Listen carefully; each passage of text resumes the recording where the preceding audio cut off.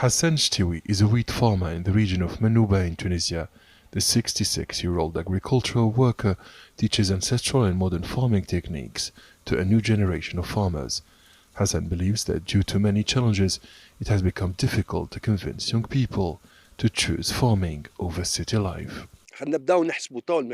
There are structural problems which prevent young men and women from becoming farmers.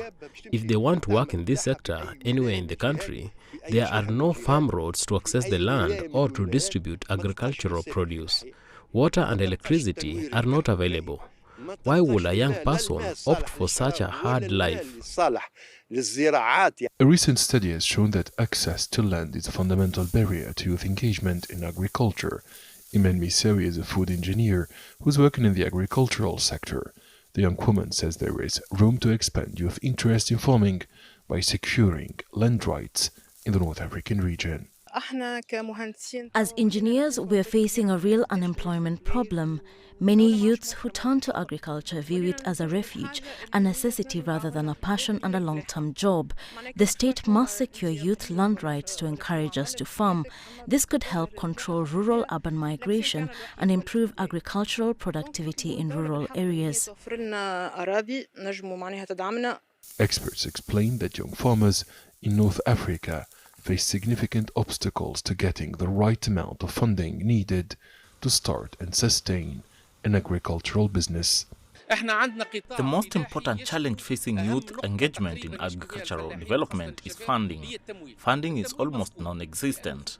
We cannot fund an agricultural project with an 11 to 12% interest rate. In any developed country which supports farming to achieve food security, interest rates on loans for farmers do not exceed 5%. It is nearly impossible for youths to get loans. The state must step in to offer incentives and provide credit guarantees. Crop production represents 64% of the total output of the agricultural sector, according to the Tunisian Institute for Strategic Studies. Nevertheless, wheat imports continue in order to provide subsidized bread for the population.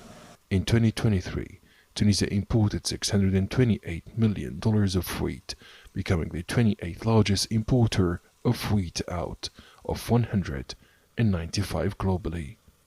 Agriculture employs 16% of the active population in Tunisia, with half working in cereal farming.